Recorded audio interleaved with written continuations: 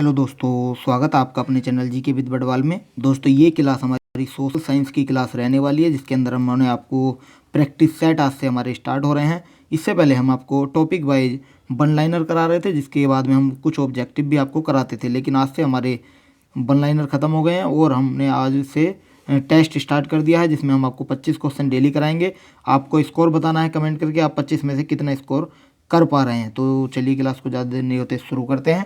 अगर आपने हमारी प्लेलिस्ट नहीं देखी है जिसमें हमने वन लाइनर कराए हैं, तो आप वीडियो के डिस्क्रिप्शन में उसका लिंक मिल जाएगा और मैं आई बटन में भी उसका लिंक दे दूंगा। तो चलिए देर नहीं करते शुरू करते हैं। जो भी नया है वो चैनल को सब्सक्राइब कर देंगे और अपने परिवार का हिस्सा बनेंगे और वीडियो को शेयर कर देंगे।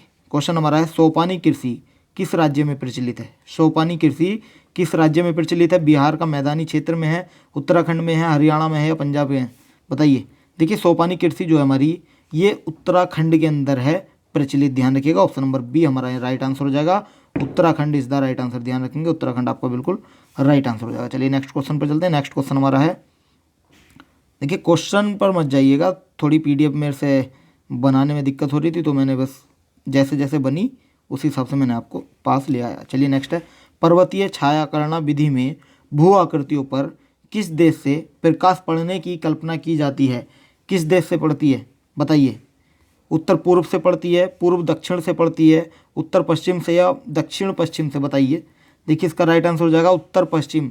उत्तर पश्चिम से पड़ती है, option number C is the right answer, उत्तर पश्चिम। आपका ध्यान रखिएगा। चलिए नेक्स्ट चलते हैं। नेक्स्ट क्वेश्चन हमारा है,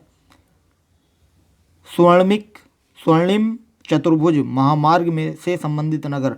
स्वर्णिम चतुर्भुज महामार्ग से संबंधित नगर कौन सा होगा? लखनऊ होगा, पटना होगा, गांधीनगर होगा या चेन्नई होगा? देखिए वो हमारा नगर होगा, वो होगा हमारा चेन्नई। ध्यान रखिएगा, ऑप्शन नंबर डी आपका बिल्कुल राइट आंसर हो जाएगा। Chennai is the right answer. चलिए नेक्स्ट चलते हैं। नेक्स्ट क्वेश्चन पर चलते हैं। नेक्स्ट क्वेश्चन हमारा है, विश्व में सबसे पहले स्थापित लौह इस्पात कंपनी कौन सी है? विश्व के अंदर जो सबसे पहले भारत के अंदर जो सबसे पहले स्थापित हुई थी लौह इस्पात कंपनी, वो हमारी थी टाटा लोहा। ध्यान रखिएगा, टाटा लौह इस्पात कंपनी हमारी सबसे पहले स्थापित हुई थी, यानी कि ऑप्शन नंबर बी आपका यहाँ बिल्कुल राइट आंसर हो जाएगा। Option number B is the right answer. चलिए नेक्स्ट चलते हैं। नेक्स्ट क्वेश्चन पर चलते हैं। नेक्स्ट हमारा है, इटली तथा जर्मनी वर्तमान में किस महादेश के अंतर्गत आते हैं?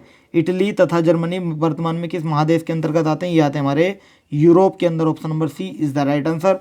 यूरोप आपका बिल्कुल राइट आंसर हो जाएगा। चलिए नेक्स्ट चलते हैं। नेक्स्ट क्वेश्चन हमारा है, समाजवाद का जनक किसे माना जाता है? समाजवाद का जनक सेंट साइमन को मानते हैं, चार्ल्स फूरियो को मानते हैं, लुई ब्लो को मानते हैं, कार्ल मार्क्स को मानते हैं?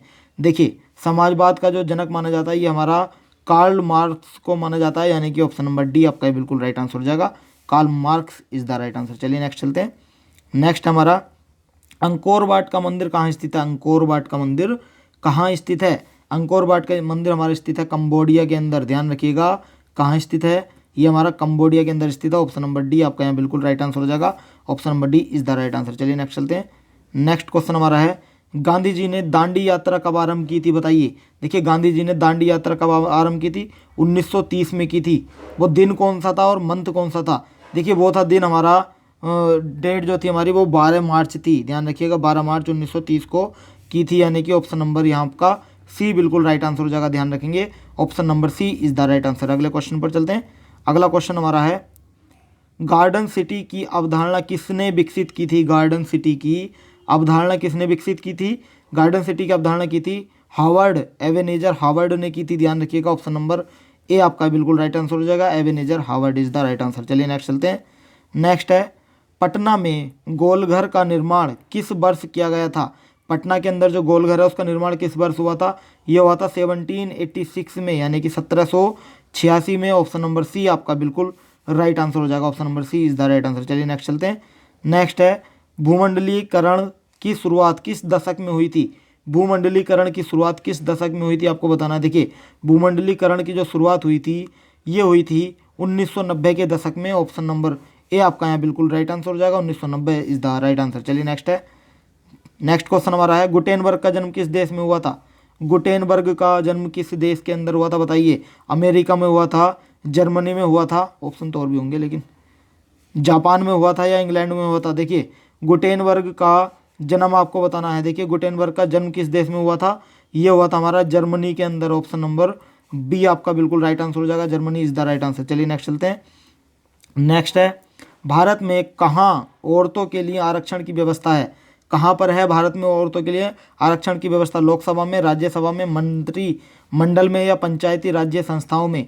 देखिए इसका राइट आंसर हो जाएगा हमारा पंचायती राज्य संस्थाओं में है आरक्षण की व्यवस्था औरतों या महिलाओं के लिए। ऑप्शन नंबर डी आपका है बिल्कुल राइट आंसर हो जाएगा। चलिए नेक्स्ट पर चलते हैं। नेक्स्ट क्वेश्चन हमारा है, भारत में राष्ट्रीय स्तर पर पंचायती राज की स्थापना कब हुई थी? देखिए भारत के अंदर राष्ट्रीय स्तर पर पंचायती राज की जो स्थापना की गई थी 1959 के अंदर की गई थी, यानी 1959। ऑप्शन नंबर ए बिल्कुल राइट आंसर हो जाएगा, 1959 इज द राइट आंसर। चलिए नेक्स्ट चलते हैं। नेक्स्ट है, सूचना के अधिकार आंदोलन की शुरुआत कहाँ से हुई थी? सूचना के अधिकार आंदोलन की शुरुआत कहाँ से हुई थी बताइए। देखिए ये जो शुरुआत हुई थी ये हुई थी हमारी राजस्थान से। Option number A is the right answer, Rajasthan आपका बिल्कुल राइट आंसर हो जाएगा। चलिए अगले क्वेश्चन पर चलते हैं। अगला क्वेश्चन है, इनमें से कौन सा तत्व लोकतंत्र की स्थापना में बाधक है? लोकतंत्र की स्थापना में कौन सा बाधक है? पूंजी, नेता, अशिक्षा या चुनाव? देखिए लोकतंत्र के स्थापना में जो बाधक है वो हमारा है अशिक्षा। अशिक्षा हमारा बिल्कुल राइट आंसर हो जाएगा, अशिक्षा is the right answer. Option number C आपका यहाँ बिल्कुल राइट आंसर हो जाएगा। अगले क्वेश्चन पर चलते हैं। अगला क्वेश्चन है, मानव विकास, एक सेकंड बस एक सेकंड दीजिएगा। हाँ, मानव विकास की दृष्टि में भारत के पड़ोसी देशों में किस देश की स्थिति भारत से बेहतर है? बांग्लादेश, नेपाल, म्यांमार या श्रीलंका? देखिए मानव विकास की दृष्टि से भारत के पड़ोसी देशों में श्रीलंका एक ऐसा देश है जो हमारा भारत से बेहतर है, यानी कि ऑप्शन नंबर डी आपका यहाँ बिल्कुल राइट आंसर हो जाएगा। Option number D is the right answer. अगले क्वेश्चन पर चलते हैं। अगला क्वेश्चन है, भारत में वित्तीय वर्ष कहा जाता है किसे? भारत के अंदर वित्तीय वर्ष कहते हैं 1 अप्रैल से लेकर के 31 मार्च तक को, 1 अप्रैल से 31 मार्च तक को कहते हैं। ऑप्शन नंबर सी आपका यहाँ बिल्कुल राइट आंसर हो जाएगा। Option number C is the right answer. अगले क्वेश्चन पर चलते हैं। अगला क्वेश्चन है, विनिमय का सर्वोत्तम माध्यम है, विनिमय का सर्वोत्तम माध्यम क्या है बताइए? वस्तु है, चेक है, मुद्रा है या प्रतिज्ञा पत्र है? देखिए इसका राइट आंसर हो जाएगा हमारा मुद्रा है विनिमय का सर्वोत्तम माध्यम। ऑप्शन नंबर सी आपका बिल्कुल राइट आंसर हो जाएगा। चलिए नेक्स्ट चलते हैं। नेक्स्ट क्वेश्चन है, भारत का केंद्रीय बैंक कौन सा है? देखिए भारत का केंद्रीय बैंक सभी जानते हैं आरबीआई है, यानी कि रिजर्व बैंक ऑफ इंडिया है। ऑप्शन नंबर ए आपका यहाँ बिल्कुल राइट आंसर हो जाएगा, reserve bank of India is the right answer. चलिए नेक्स्ट है, ऊर्जा के मुख्य स्रोत क्या है? ऊर्जा के मुख्य स्रोत क्या है? कोयला, पेट्रोलियम, विद्युत या इनमें से सभी? देखिए ऊर्जा के मुख्य स्रोत हमारे हैं कोयला भी है, पेट्रोल भी है, विद्युत भी है, यानी कि ऑप्शन नंबर डी आपका यहाँ बिल्कुल राइट आंसर हो जाएगा। Option number D is the right answer. चलिए नेक्स्ट पर चलते हैं। नेक्स्ट है, वैश्वीकरण के मुख्य अंग कितने हैं? वैश्वीकरण के 1 है, 2 है, 3 है या 4 है बताइए?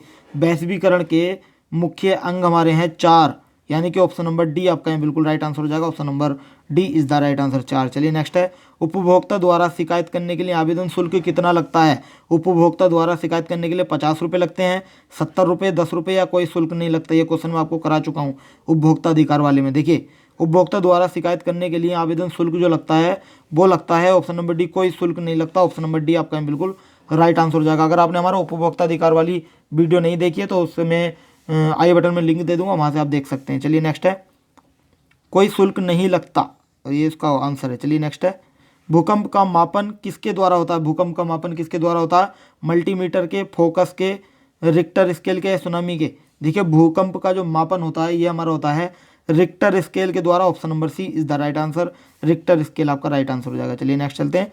नेक्स्ट है, सूखे से बचाव का एक मुख्य तरीका बताना है। वर्षा जल संग्रह करना, नदियों के आपस में जोड़ देना, बाढ़ की स्थिति उत्पन्न करना है, इनमें से कोई नहीं। देखिए सूखे से अगर बचाव का तरीका ढूंढना तो वो हमारा वर्षा जल को संग्रह करके रखना, यानी कि ऑप्शन नंबर ए आपका यहाँ बिल्कुल राइट आंसर हो जाएगा। Option number A is the right answer, ध्यान रखेंगे। चलिए अगले क्वेश्चन पर चलते हैं।